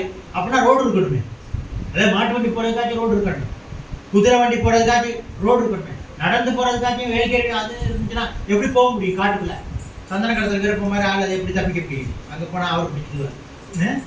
ரோடெல்லாம் போட்டு போலீஸ் பாதுகாப்பு தனியாக நல்லா சிட்டியில் இருக்கவங்கள கொலை, கற்பழிப்பு, கடத்தல், நகைகளை பறிப்பு, ஸ்நாச்சிங் எல்லாம் பார்க்கலாம். நகையெல்லாம் அந்த பாட்டி நகை எடுத்துட்டாங்க. இந்த எங்கள் கிளினிக்கினோட ஆட்டோவில் அங்கே போயிருக்காங்க ஆஃபீஸ் பார்த்துட்டே வந்துட்டாங்க. பக்கத்தில் போகிற டக்குன்னு போயிட்டாங்க. பைக்கில் போனாங்க. நல்ல விலை விழுந்த செல்லு. நான் அங்கே ஒருத்தர் எங்கள் மாமியார் வீட்டுக்கு எழுத்தாப்புல பெயிண்ட் அவன் செயினை போயிட்டு பெயிண்ட் வாங்குற மாதிரி போய் செயினை எடுத்து அந்த அம்மா பையனை அவனோட பயங்கரமான பிடிச்சி இழுத்து செயினை பறிக்க முடியல. செயினை அது நம்ம திருநெல்வேலி செயின், முறுக்கு செயின், சும்மா ஒரு சின்ன செயின் கிடையாது. அது அதை கட்டி தேரே எடுத்துடலாம். அந்த மாதிரி செயின் அது அந்த அம்மாவும் செம ஸ்ட்ராங்காக இருந்திருக்கு, எடுத்து. ஆனால் அவன் செயினை பறிக்க முடியாமல் கட்டி எடுத்து இதில் கட் பண்ணிட்டு போயிட்டான். அதை சர்ஜரி பண்ணி அதை செய்ய வேண்டியதாகிடுச்சு. ஸோ இது அந்த அம்மா ஸ்ட்ராங் உமன்னால அது காப்பாற்றப்பட்டிருக்கு. ஆனால் எல்லா இடத்துலையும் அப்படி கிடையாது. ஐயோ சாமி கொடுத்துருவாங்க சில பேர். அப்படியா போதே எடுத்து இவ்வளோதான் இருக்குது அப்படின்னு சொல்லிட்டு எல்லாம் கொடுக்குறவங்க இருக்காங்க. ஸோ அதனால மோசமான நிலையிலிருந்து தேவன் காப்பாற்றுவார். ஸோ இந்த ஆவி, தேவ ஆவி, ஆவியால் நிறைந்த வாழ்க்கை, மாம்சத்தை நடப்பாமல் இதெல்லாம் பரிசுத்த ஆவியினால் நமக்கு அடையாளம் காட்டுறாங்க. அது மாதிரி பெர்ஃபெக்ட் டயத்தில் ஆண்டவர் வந்தார். இன்னொன்று இந்த ஹூப்பர்ங்கிற வார்த்தைக்கு, அது கிரேக்க வார்த்தை ஹூப்பர். இந்த கிரேக்க வார்த்தை ஹூப்பர்னா என்னன்னா, for the sake of other people, in பிகாஃப் of other people, instead of other people. அதாவது மற்றவங்களுக்காக, அவங்களுக்காக தான் 3 அது மாதிரி தான் வருது. அவருக்கு பதிலாக, அவர் செய்ய வேண்டியதுக்கு பதிலாக, இது எல்லாம் அதான் அர்த்தம். என்ன பாட்டாலும் மற்றவர்களுக்காக செய்யுது. நம்ம எல்லாம் என்ன பண்ணுறோம்? நமக்காக செய்யுது நம்ம பார்க்கணும். எல்லாமே நம்ம யாராச்சும் அடுத்தவர்களுக்காக செய்து பார்க்கணும், ஒன்றுமே செய்து பார்க்கணும். குட் மேனுக்கு ரைட்டியஸ் மேனுக்கும் ஒன்று வச்சோம்னா, ரைட்டியஸ் மேன் என்னன்னா அவன் மட்டும் அவனுக்கு தேவையானது மட்டும் பார்க்குறான், ஆனால் மற்றவனை பற்றி யோசிக்கிறது. ஆனால் குட் மேன்கிறவன் மற்ற அவனுக்கு யோசிக்கிறது காட்டினா அடுத்தவங்களுக்கு என்ன நல்லது செய்கிறது, அவங்களுக்கு என்ன நன்மை செய்கிறது அப்படின்னு பார்க்குறான். கொஞ்சம் பேர் அந்த மாதிரி ஆளுங்க இருக்காங்க. இப்போ மதர் தெரசா இருக்காங்க. அவங்க இங்கே அவங்க நல்ல சுவிட்சர்லாந்து இருக்கிறதுலே நல்ல கண்ட்ரி, நல்ல கூலிங், நல்ல ட்ரஸ்ட் ஃப்ரீ இருக்கிறவங்களாம் சுவிட்சர்லாந்து போகணும்னு தான் ஆசைப்படுறான். இந்தியாவில் இருக்காங்க எல்லாமே. அப்படிப்பட்ட கண்ட்ரியில் இங்கே சொகுசாக இருக்கிறதுக்கா நம்ம எம்ஏ அந்த இது மாதிரி பெரிய பணக்காரங்க டாட்டா இருக்குது, ரஜினிகாந்த் இது மாதிரி போயஸ் கார்டு எங்கேயா தங்கி புதுசு கல்கட்டான மோசம். ரிச்சா இருக்கிற இடத்துல அதிக ரிச்சா இப்போ கூட ரிச்சா ஓடுறதுக்காக சொல்கிறாங்க.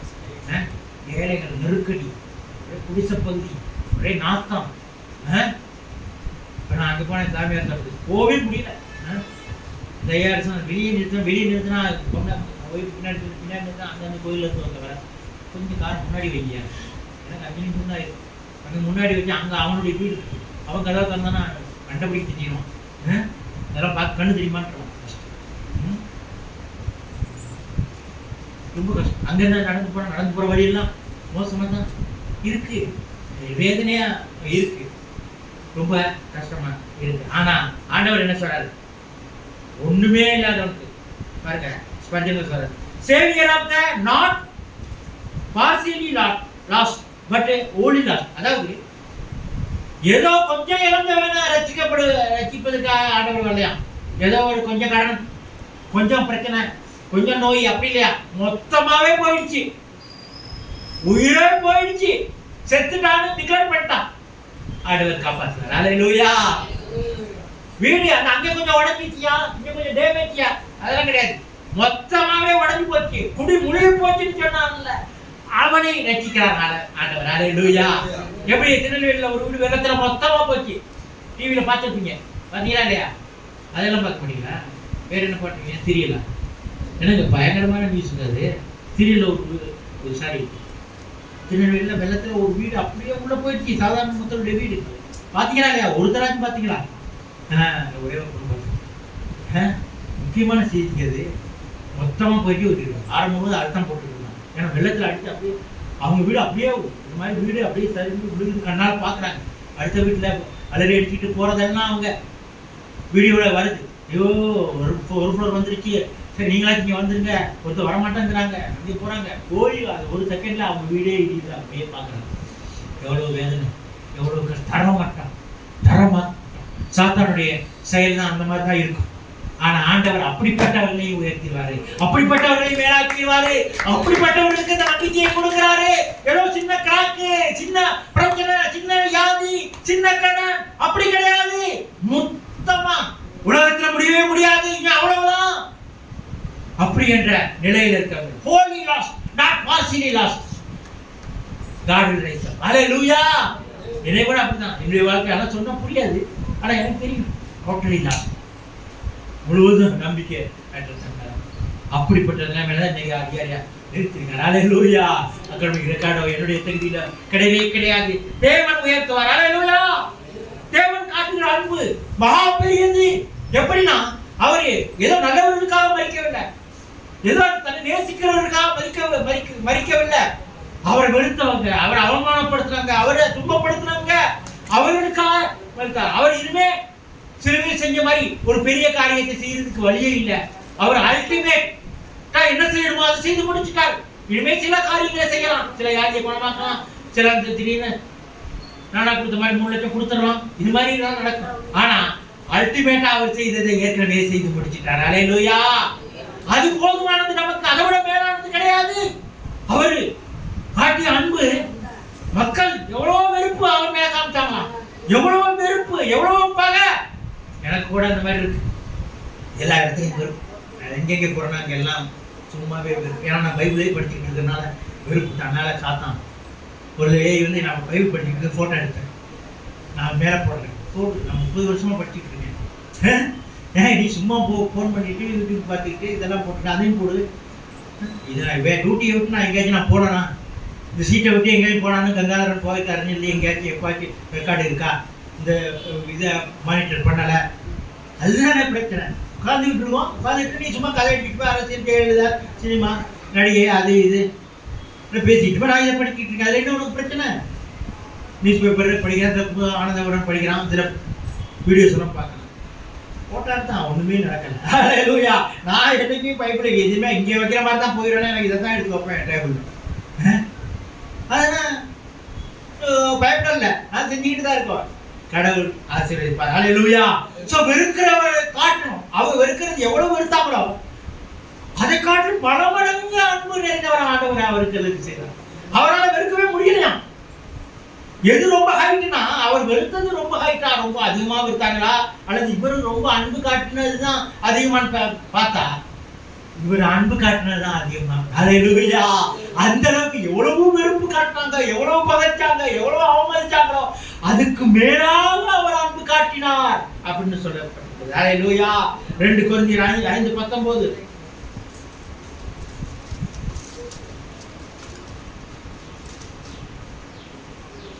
அதென்னவெனில், தேவன் உலகத்தாருடைய பாவங்களுக்கு எண்ணாமல் கிறிஸ்துவுக்குள் அவர்களை தமக்கு ஒப்புரவாக்குதலின் உபதேசத்தை எங்களிடத்தில் ஒப்புவித்தார். ஒப்புரவாகுதல், ஆண்டவரோட ஒப்புரவாகுது. அந்த ஊழியம் தான் நம்ம எல்லாம் செஞ்சுக்கிட்டு இருக்கோம். பவுல்கிட்ட சொன்ன ஒப்புரவு ஊழியம் தான் பார்த்து செய்யறாரு, நான் செய்யறாரு. நம்ம எல்லாரும் ஒருத்தர் இங்கே பிரசங்கம் பண்றவங்க மட்டும் இல்ல, நீங்களும் கிறிஸ்துவர்களா இருந்தா அதான் செய்யும். கிறிஸ்துவர்கள்லாம் முதல்ல ஜெபம் பண்ணணுங்க. வீட்டில் ஜெபம் பண்ணுங்க, வந்து கதை கேட்கற மட்டும் பத்தாது. புரியுதுங்களா? ஜெபம் பண்ணாதான் கிறிஸ்துவ வாழ்க்கை. நான் ஏற்கனவே ஜிம்க்கு அதை சொன்ன மாதிரி தான். சும்மா போய் சும்மா பார்த்து வந்தா சிக்ஸ் பாடி வராது. ஒரே ஐஸ் பேக் இது மாதிரி ரைஸ் பேக் மாதிரி ஆகிடும். அது பொண்ணு மொத்தமாக அதை தூக்கி கால் தான் எட்டி தள்ளி போட்டுருவோம். ஏன்னா அது உணவு குறைக்கணும், ஆக்டிவாக இருக்கணும். அப்போ தான் உங்களுக்கு ட்ரெஸ்ஸே கிடைக்கும், நல்ல ட்ரெஸ் கிடைக்கும், நல்லா வாழ முடியும், சுறுசுறுப்பாக இருக்க முடியும், வியாதி வராது. அழகு மட்டும் இல்லை, வியாதி வராது. அதுதான் இருக்கணும். அதுக்காக போய் விரிக்கணுமா இருக்கணும். ஒரே நாள் 100 கிலோ தூக்குறோன்னா 2 நாள் இருந்துட்டு அடுத்த நாள் சும்மா விட்டுருவேன். அது பயங்கர புதுசாகிடும் முறையெல்லாம். ஏன்னா அது மடு ஒஸ்டாகிடும். ஏன்னா நியாயமாக செய்யணும். என்ன செய்யணுமோ அதை கரெக்டாக. ஸோ அக்கிரமக்காரருக்காக தேவன் மரித்தார். அல்லேலூயா. நாம நல்லவர்களுக்கு ஆயிருக்கும்போது இல்லை, நம்ம மோசமாக இருக்கும்போது ஆடுறோம். ஆனால் இந்த நீதிமானாக இலவசமாய் கிருபை, தேவனுடைய கிருபையினாலே ரட்சிக்கப்பட்டு அதை பயன்படுத்தணும். எல்லாம் பணம் போட்டு வச்சுட்டு ஒன்றும் பயன்படுத்த மாட்டேன்னா ஒன்று பயன்படுத்தி முன்னேறணும், ஆசைப்படணும். இவன் எப்படி பயன்படுத்துறது? அட்லீஸ்ட் வீட்டை நல்லா அழகாக வைக்கலாம், இருக்கிற வீட்டை கிச்சனை அழகாக வைக்கலாம். நீங்கள் கொஞ்சம் இருக்கிற ட்ரெஸ் நல்ல ட்ரெஸ் தான் போட்டு வருவேன் எடுத்து வரலாம். இருக்கிற ட்ரெஸ்ஸை கடன் வாங்க வேண்டியதில்லை, இருக்கிற ட்ரெஸ் குளிக்கலாம். 2 வேலை குளிக்கிறது, தண்ணி ஒரு வேலை இல்லைன்னா ட்ரை பண்ணலாம். உங்களுக்கு வேணும்னா ஆண்டவர் தண்ணியை வர வச்சுருக்காரு. திடீர்னு போர்வெல் வந்துடும், எப்படி கடவுள் கொண்டாட வரணும். திடீர்னு கவர்மெண்ட் வாட்டர் கூட பயங்கரமாக வந்துடும். ஃபுல்லாக தண்ணீரை நம்ம 24 மணி நேரம் வந்தாலும் வரும். நீ ஆசைப்பட்டாலும் கிடக்கும். இல்லை எனக்கு வேணும் இல்லை தண்ணி இல்லைங்க, நான் ஒரு நேரம் குடிக்கிறேன், ஒரு நாளுமே குளிக்காமல் இப்போ நான் ஆஃபீஸ்க்காக போகிறேன், இப்போ என்ன பண்ணி குளிக்கணும்னு சொல்கிறேன். அப்படின்னா தண்ணி வராது, சுத்தம் வராது. நீ தான் ரெடி ஆகிட்டியே, நாட்டையே நாசம் பண்ணுறது ரெடி ஆகிட்டேன். நாற்று அடித்தாலும் ஒன்றும் கவலை இல்லை, குளிக்காட்டாலும் பரவாயில்ல, லெட்டினில் தண்ணியே ஊற்றாமல் போனால் எதை பற்றி கவலை இல்லை. ஊற்றாத, எதுவும் பண்ணாத, குடிக்காத, ஒன்றும் வராது. சுத்தம் வரணும், தண்ணி வரணும், நல்லா வரணும், நல்லா குளிக்கணும், நல்லா வாழணும், நல்லா பெரிய வீடு கட்டணும், நல்லா ட்ரெஸ் பண்ணணும், நல்ல கார் வாங்கணும், நல்ல சாப்பாடு சாப்பிடணும், நல்லா வாழணும். ஆசைப்பட்டால் தான் இந்த கிருபை வேலை செய்யும். ஒன்றும் இல்லாமல் சும்மா உட்காந்துட்டு போனால் வேலை செய்யாது. என்னென்ன யோசிக்கணும். கர்த்தர் ஆசீர்வதிப்பார். தேவன் நல்லவர். ஹல்லேலூயா. ஜெபம் பண்ணுவோம். ஆண்டவர் நல்லவர். ஹல்லேலூயா. ஜெபம் பண்ணுவோம். தேவன் நல்லவர். இலவசமாய் அவருடைய கிருபையினாலே ரட்சிக்கப்பட்டிருக்கிறார். அது மேன்மையானது, இந்த சாத்தியம் மேன்மையானது என்று நாங்கள் விசுவாசிக்கிறோம். கர்த்தாவே, உபத்திரவத்தை நாங்கள் மேன்மை பாராட்டுகிறோம். உபத்திரவத்தின் மூலம் பரிசுத்த ஆவியானுடைய கிரியை எங்களுக்குள் வருகிறதை நாங்கள் மேன்மை பாராட்டுகிறோம். நாங்கள் உபத்திரவத்தில் தேவனத்தை விட்டு நாங்கள் கடந்து செல்ல மாட்டோம். தேவனையே நம்பி வாழ்வோம். ஹல்லேலூயா. தேவனுடைய அன்பை நாங்கள் ருசிப்போம், உணர்வோம். தேவனுடைய அன்பை ருசிப்போம், உணர்வோம். தேவனுக்கு மகிமையா வாழ்வோம். தேவன் நல்லவர். கர்த்தர் உங்களை ஆசீர்வதிப்பார். இயேசுவின் நாமத்தில் பிதாவே. ஆமென். செய்தி உங்களை ஆண்டவர் பேசுறாருன்னா கரங்களை தட்டுங்க.